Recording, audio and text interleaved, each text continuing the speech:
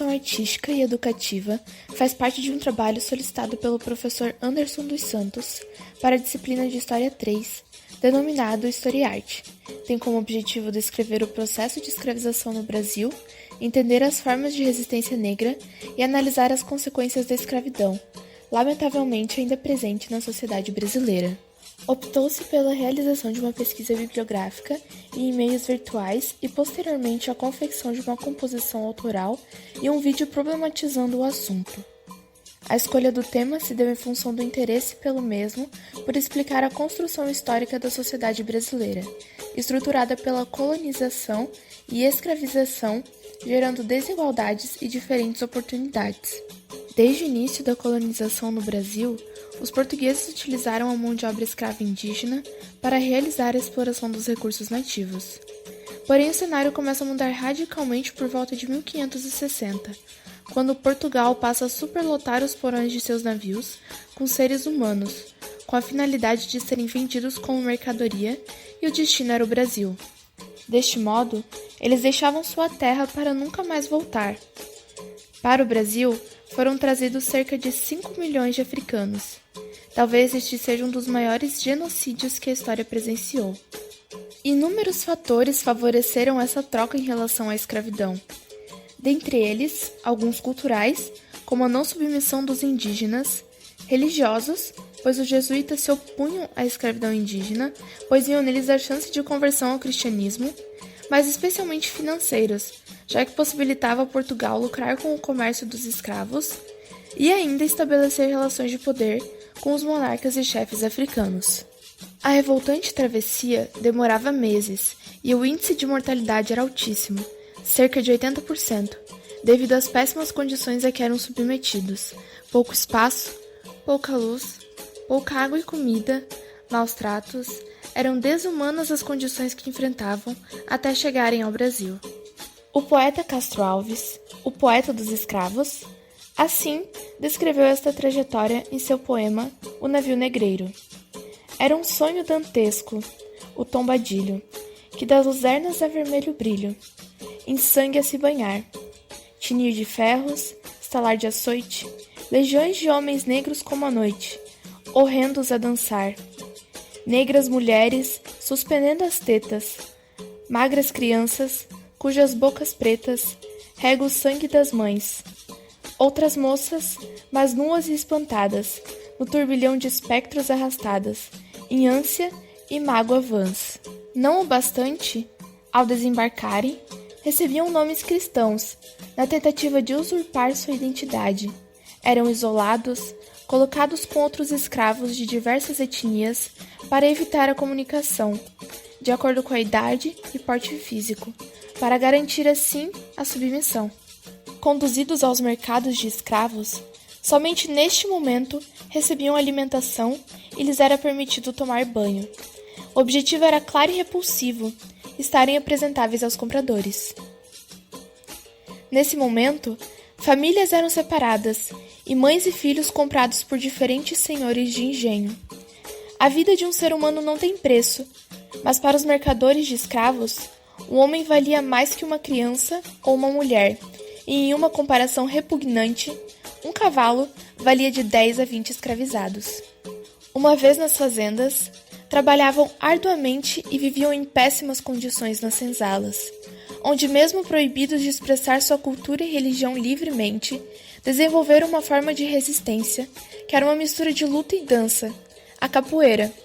Nessa realidade, eram frequentemente submetidos a castigos físicos e humilhações. Os escravizados, porém, não aceitaram passivamente essas condições.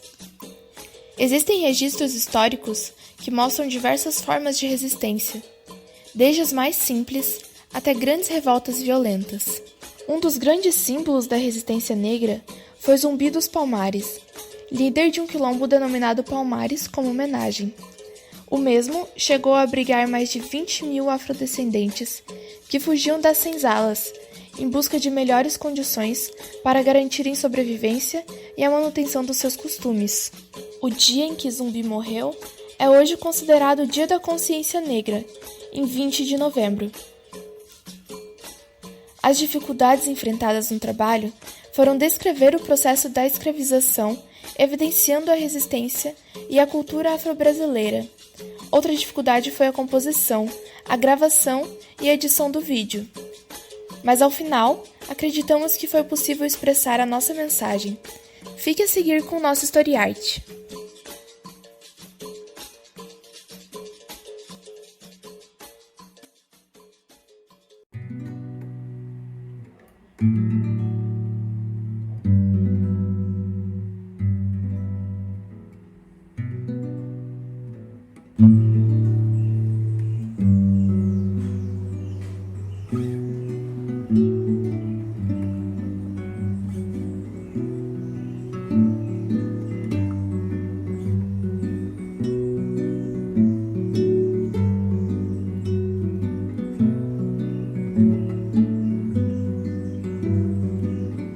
Há apenas 131 anos, a escravização no Brasil era legalizada. Muitas cicatrizes foram deixadas.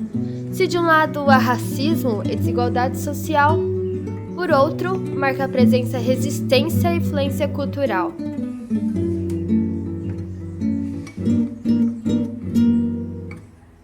Revoltante trajetória, são 3 séculos e meio de história, repleta de desumanidade, mas também lutar pela liberdade.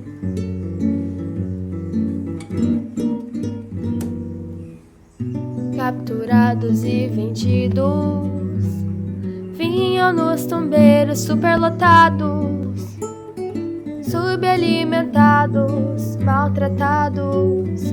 Na chegada eram rebatizados do mercado de escravos.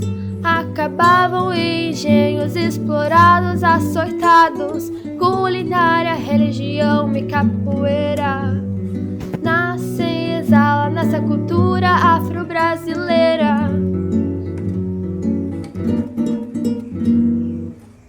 A resistência no quilombo iniciada, no movimento negro continuada, verdadeiros mitos da nação, hoje gritam revolução.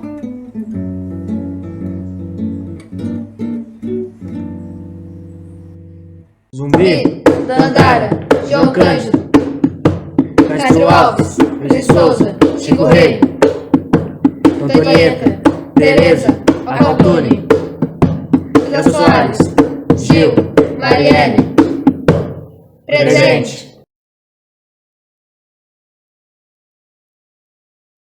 Diga não ao racismo, diga não ao preconceito, diga não ao genocídio do meu povo preto. Diga não à polícia racista, diga não a essa militarização fascista, diga não. Não fique só assistindo. Muita gente chora, irmão, enquanto você está rindo. Nosso propósito com esse Story Art foi ampliar a visão de mundo das pessoas para compreender as origens afro-brasileiras. Procuramos transmitir de forma artística aspectos de resistência à escravização negra no Brasil, de tal maneira que seja facilmente compreendida por todos.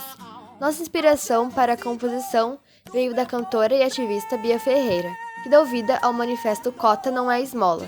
Nosso primeiro verso serve para mostrar que a abolição da escravização no Brasil é algo extremamente recente, abolida somente em 1888, quando foi criada a Lei Áurea pela Princesa Isabel, que infelizmente ocorreu mais por motivações comerciais do que por motivos humanitários.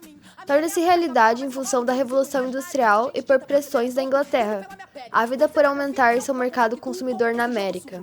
Seguimos descrevendo as cicatrizes que essa era de horror deixou em nossa sociedade, como o racismo e a desigualdade social e econômica entre brancos e negros, que ainda hoje se mostram tão presentes. Por outro lado, existem as resistências, que lutaram e lutam para serem ouvidas, em uma tentativa de mudar a história afro-brasileira daqui para frente, buscando a liberdade que o patriarcado branco sempre lhes negou. Descrevemos na segunda estrofe a revoltante trajetória, desde sua captura e tráfico na África e a travessia que ocorria nos navios negreiros, os mesmos navios que outrora carregavam mercadorias agora carregavam vidas humanas. Durante essa rota, muitos homens e mulheres perdiam suas vidas devido às situações subhumanas que ocorriam nos tumbeiros, como a tortura infligida a eles e a privação de alimentos. Quando chegavam ao Brasil, tinham seus nomes trocados, rebatizados com nomes portugueses. Depois eram vendidos a senhores de escravos, proprietários de fazendas e engenhos. Nessas localidades, eles trabalhavam durante todo o dia e à noite, para evitar as fugas, eram utilizados instrumentos como correntes, grilhões e, para não comerem ou falarem durante o trabalho, eram obrigados a usar a terrível máscara de Flandres. Sua habitação era coletiva, conhecida como senzala. Mesmo sendo mais uma forma de dominação, a senzala serviu para os escravos se unirem e partilhar suas histórias, nascendo desta forma a cultura afro-brasileira.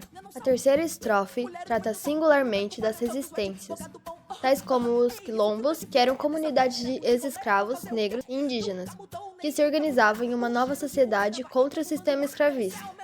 Os quilombos se tornaram uma ameaça, e em resposta, a coroa portuguesa criou os bandeirantes de contrato, que eram os responsáveis pela destruição dos quilombos.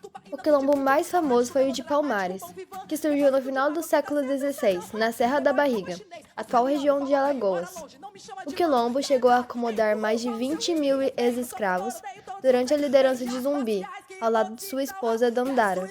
O fim de Palmares sucedeu no ano de 1694, através do bandeirante Domingos Jorge Velho. Para terminar, citamos grandes nomes da resistência negra, como Zumbi e Dandara, grandes líderes de Palmares, Acoltune, Teresa Chico Rei, Majestades da Nação, Castro Alves e Cruz e Souza, poetas da escravidão, Antonieta e João Cândido, símbolos da Revolução, Elza Soares, Gilberto Gil e Marielle, vozes da resistência. A resistência, infelizmente, é algo que ainda hoje se faz necessária. Vivemos em uma sociedade que alega dar oportunidades igualitárias a todos, mas no Brasil, a população negra representa 78,5% dos 10% mais pobres e apenas 24,8% dos 10% mais ricos. A mesma que diz que a justiça é justa para todos, mas 65% dos presos são negros, muitos sem provas suficientes. Educação para todos em um país onde 2/3 da população negra sofre de analfabetismo funcional e que somente em 2018 o número de negros nas faculdades públicas chegou em pé de igualdade aos alunos brancos, alcançando 50,3%. E isso somente em razão das ações afirmativas representadas pelas cotas. Tão importantes, mas ainda amplamente criticadas por setores da sociedade que preferem fechar seus olhos para as condições de exclusão e desvantagem impostas aos negros historicamente em nosso país, este que constituiu-se pela colonização e pela escravidão. Para cada europeu que chegava ao Brasil, vinham 5 africanos. Então, podemos concluir que somos um país com fortes raízes africanas, e nesse sentido, a cultura afro-brasileira deve ser valorizada como edificadora de nossa nação.